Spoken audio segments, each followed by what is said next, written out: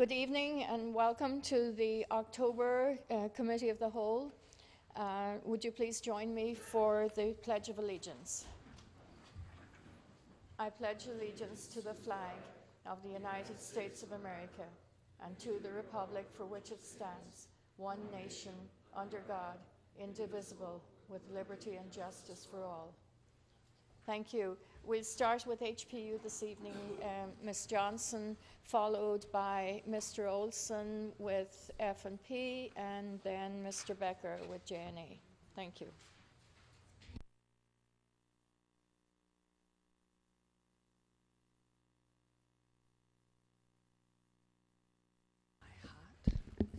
Thank you, President Cotter. The Highways, Properties, and Utilities Committee has 2 items for which members of the public are registered this evening. The first we'll take up is number 86, a resolution authorizing the preparation of a request for proposals, notice to contractors, and advertising for proposals for refuse and recycling services for the City of La Crosse to begin January 1st, 2014. Committee report is to adopt. I have here registered in favor, but only to answer questions, Gary Harder of 614 Oak Court in La Crosse. Are there any questions of Mr. Harder? Seeing none, there's no need to go into public hearing. Is there any discussion on item 86?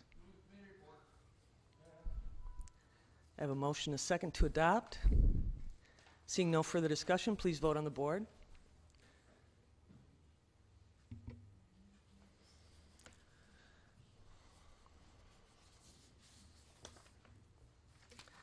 And that carries with 1 dissenting vote. Mr. Paul Mettinger. The next item is number 93, a resolution approving final plat of Gunderson Lutheran Medical Center to the City of La Crosse. I have here registered to answer questions and in favor of the legislation, Gary Tomsick of River Place Drive in La Crosse. Are there any questions? Seeing no need for a public hearing, is there any discussion on this item? Committee report again is to adopt.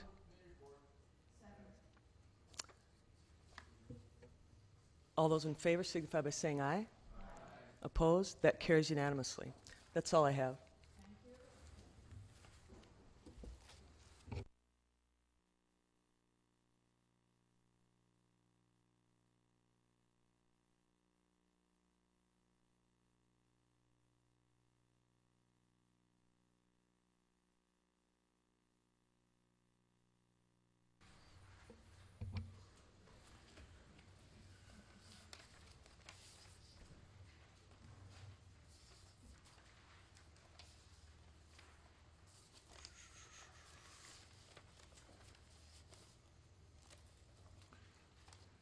And I believe I have 4 items listed for a public hearing, but I do have a question of Michael Tellier.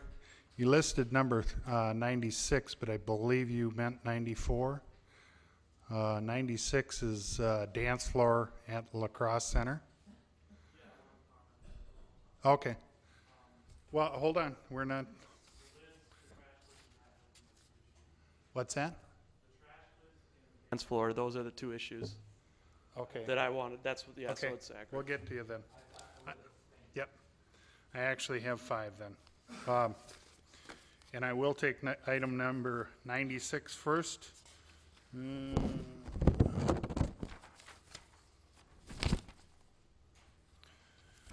96 is a resolution requesting the release of funds from room tax to purchase a dance floor for the La Crosse Center. Can I get a motion for a public hearing? All in favor say aye. We are now in public hearing. Wishing to speak, Michael Tellier, 113 16th Street North, representing himself. And you have 3 minutes, sir. Thank you. As I understand it, this room tax came into law, several years ago, and it was supposed to be a temporary tax. And then not that long ago, you guys voted to keep this permanent. And look at how you're going to spend the money for this tax. You're going to spend it on some dance floor. Is it right to tax the citizens of La Crosse to buy a dance floor? Just think about it. How you guys are spending our money. Is it wise? We've had some major debt problems in the city here coming up. We've got the police and fire departments are always crying about they don't have enough money for things, and we're going to use money for this tax money to pay for a dance floor. This tax should be eliminated for one, and two, I just wanted to point out, look at how you're spending the money. It's ridiculous. I think people are fed up with it, and the problem is not enough people know how you guys are spending the money, because there's just so much you guys are doing, nobody can keep track of it all. And it's even going to be harder now that you got rid of this public hearing starting new year. It's going to be harder to find out what you guys are doing. It's going to be harder to talk to you. It's going to be harder to get the message out to the public. When I come to these hearings, I don't come to convince you, because I know you already have your mind made up. Can we stick to the dance floor, sir? I come, this is part of it, this is part of my point. I come to these meetings so the public can hear what I have to say, hopefully, the next day in the media, and people will find out what's going on. And the fact that you guys are eliminating that is just ridiculous, and you need to reconsider. Are there any questions of the speaker? Seeing none, can I get a motion to close public hearing? All in favor say aye. Thank you for coming.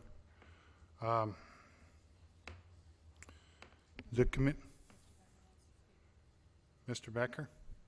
Thank you, Mr. Chair. I have a question for the Finance Director. I guess I'm asking this question for the people in the audience here. Could you tell us who pays, where the tax comes from for the room tax? Sure. In response to your question, Councilmember Becker, the room tax is a tax assessed on by the hotels and motels on the people that come visit and stay in the city at the hotel and motel facilities in town. So the room tax is not generated by any property tax. Am I hearing that correct? That's correct. Thank you very much. Mr. Sistori from the 6th. Thank you, Mr. Chairman. I just wanted to ask Art Fahey if there's a possibility that you could use like the old basketball floors or anything like that for a dance floor. I'm not sure, but I mean, it's a nice floor and it maybe could be recycled for something else. Mr. Fahey. The old basketball floor was traded in, so we don't have that anymore. Yeah, that was traded in on the new property that we purchased. Thank you. From the 17th, Mr. Schwantz. Mr. Fahey could just also answer why the city is purchasing a dance floor. What does that do in terms of increasing either revenue or quality of life in the city? Mr. Fahey.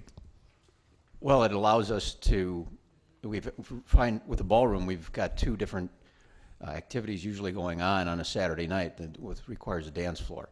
And the old dance floor we would put in the North Hall or South Hall where we've got an activity going on if it requires a dance floor, because we're doing multiple weddings now, receptions, and then definitely need one up in the ballroom area as well. So there's two activities going on for the need of a dance floor. Use the microphone, please. We're using tax money from people outside the city to purchase a dance floor that will create revenue for the city through the rental of our facility. That's safe for me to be thinking that way? Yeah. I mean, some of the room tax that we've got here, is we use that, for capital purchases.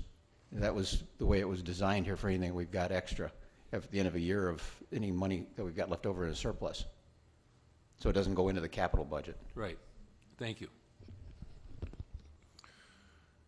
Are there any further questions? Comments? Seeing none, the committee report was to approve. What is the pleasure? We have a motion and a second. Is there any further discussion? Seeing none on the board?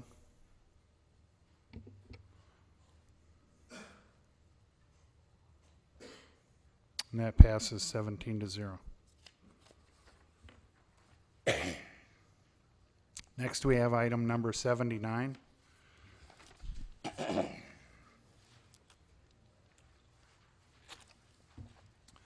79 is a resolution accepting a federal HUD EDI SP grant for the renovation and upgrade of the Cooley Region Business Center as a center for technology and manufacturing excellence, and approving a services agreement with the Cooley Region Business Center. And I have one individual here wishing to speak in favor of the legislation. Can I get a motion for? All in favor say aye. Opposed? We are now in public hearing. Mr. David Wagner, 1100 Kane Street. You have 3 minutes, sir. Thank you. My name is Dave Wagner. I am the president of the Cooley Region Small Business Board. And I'm here tonight to speak in favor of the resolution accepting the federal HUD EDI SP grant and also entering into the business services agreement with the Cooley Region Business Center. The Cooley Region Business Center is located up at 1100 Kane Street. We were founded in 1986, and our purpose is to provide facilities, resources, and coaching to small businesses that are starting up in the area, give them a place where they can come and get a head start, particularly when businesses don't have the startup money to rent a space or purchase other things that they may need. Currently, the center is serving 20 businesses, including 8 in our manufacturing kitchen. And for the past 2 years, the board has been looking at ways that we can improve the center, upgrade the infrastructure, the technology, to provide additional services to new businesses. In addition, we want to start converting to a center for manufacturing excellence so that we can start attracting small startup manufacturing businesses into the center. Our intent is to partner with the city to use the HUD Excellence in Manufacturing Grant to facilitate the changes that we need to make. The project will support the regional goal of expanding the manufacturing base, which is a key driver in the local economy. In addition, the project supports the regional need to increase entrepreneurism and innovation opportunities for people who are starting businesses that need advanced tools, machinery, and equipment. The plan that we have will be a 2-phase plan. The first will be wiring, lighting, and technology upgrades within the center. Also, in addition, an expansion into our kitchen and upgrades into the manufacturing kitchen. And then the second phase will be to design and create a high-tech manufacturing lab that could be used by existing tenants or any new startup manufacturing businesses in the area. We look forward to working with the city on this project, and I'd be happy to answer any questions right now regarding the project if you have any. Are there any questions of the speaker? Seeing none, thank you for coming. Thank you. Can I get a motion to close, please? We have a motion and a second. All those in favor say aye. Opposed? Motion is carried. We have a motion and a second to move the committee report for approval. Is there any discussion? Seeing none, all in favor say aye. Opposed? Motion is carried. Excuse me. Next we have item 101.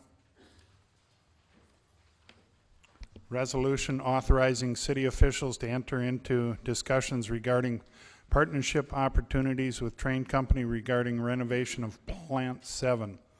And Mr. Becker, would you like to speak? Thank you, Mr. Chair. Since I'm employed at the Train Company, I have asked the League of Municipalities for a legal opinion whether I can or cannot vote on this issue. I have not received a legal opinion yet.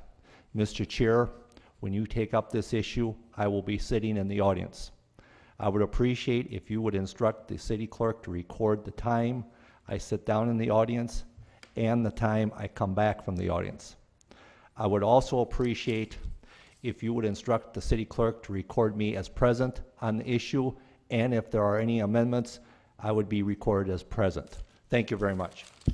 If the city clerk would do that, please.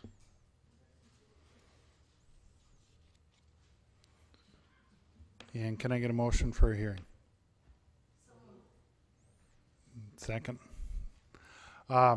All in favor say aye. Opposed? Motion is carried.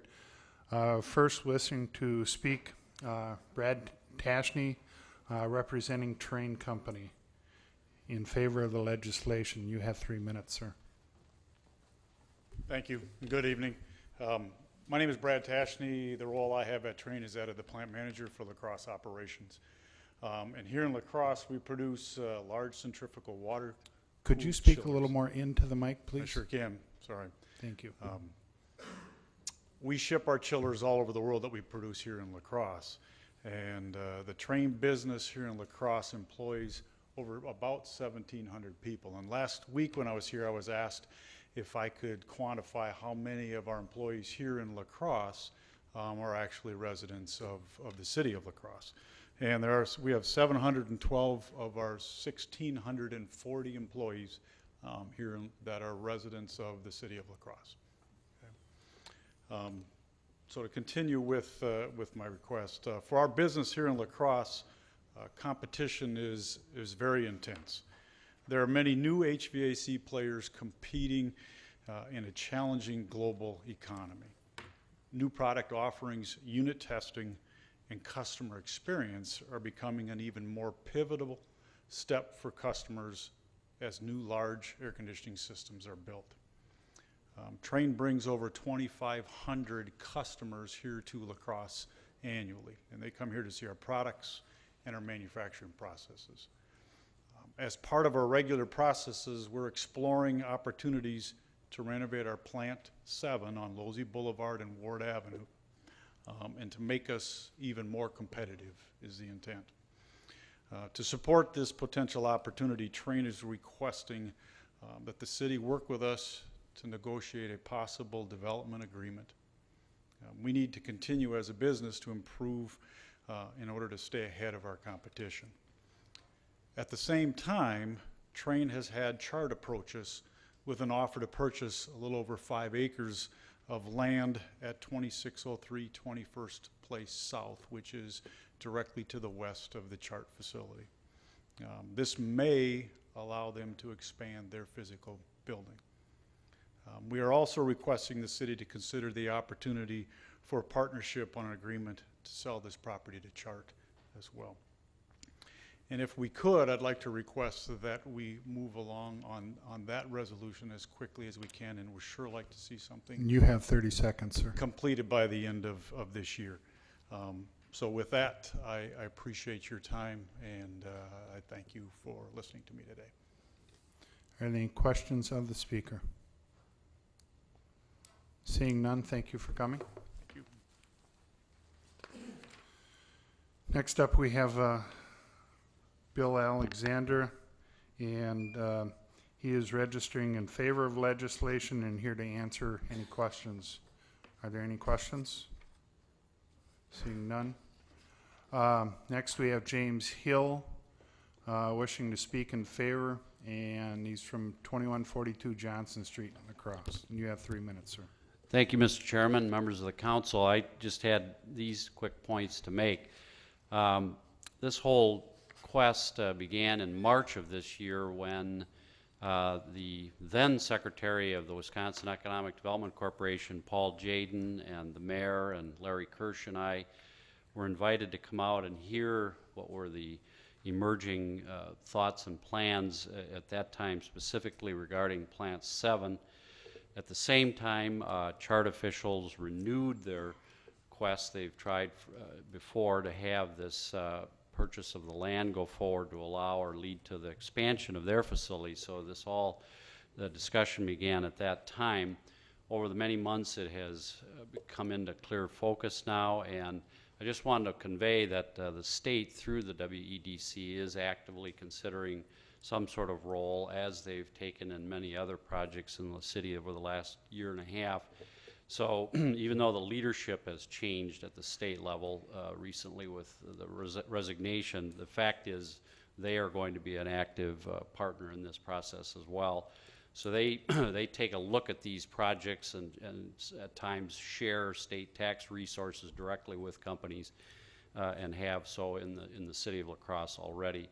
So it's hard to overstate, frankly, the importance this opportunity presents. It's over 1,000 existing manufacturing jobs and perhaps as many as 250 new ones. And of course, a great deal of tax base at issue. So I'm just here to urge that the resolution be passed so that a dialogue can start in earnest to see what the outcomes might be. Thank you.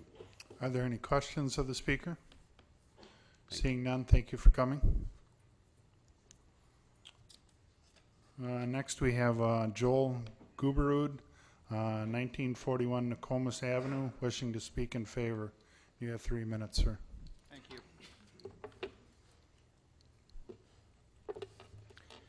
Good evening, Chairman, members of the committee. My name is Joe Guberud. I'm the Vice President, General Manager of Chart Energy Chemicals in La Crosse. I'm here with Clay Thiel, our Manager of Braze. We are just two of the many long-term employees of Chart La Crosse. Collectively, the two of us represent over 50 years' experience at Chart. We are excited to be looking at opportunity once again to expand the operation in La Crosse. Chart has a long history here, and we are proud to be a world leader in the design and manufacturing of brazed aluminum heat exchangers. We have grown to over 500 employees, 231 of which live in the city of La Crosse, and all who enjoy the lifestyle that we have here in the area. I'm a lifelong resident of La Crosse and the area, and I've worked for Chart for the past 32 years. We have grown several times over the years, and we're at a point where we have reached the capacity of our facility. The demand for our product continues to be robust, and we're in a position to increase production, to continue to increase production to our customers in order to cost-effectively expand the plant to meet the demands of our customers. Chart is seeking assistance and cooperation from Trane and the City of La Crosse. We are seeking the necessary land and infrastructure improvements to help facilitate a 100,000 square foot expansion to the current facility, which will add 125 new employees to the La Crosse site. The capital investment of this project is anticipated to exceed $40 million. Our request to the Council is to explore their opportunity for a development agreement and to help facilitate this exciting expansion that we're looking at. I thank you again for your time and consideration. Are there any questions of the speaker? Seeing none, thank you for coming. Thank you. And last we have Clay Thiel, 137 22nd Street South, representing Chart Industries. I have nothing to add, Mr. Speaker. Okay. Are there any questions of the non-speaker? Thank you. Can I get a motion to close? All in favor, say aye. Motion is carried. We have a motion and a second to move the committee report. Is there any further discussion? Seeing none, all in favor say aye. Opposed? Motion is carried. And last we have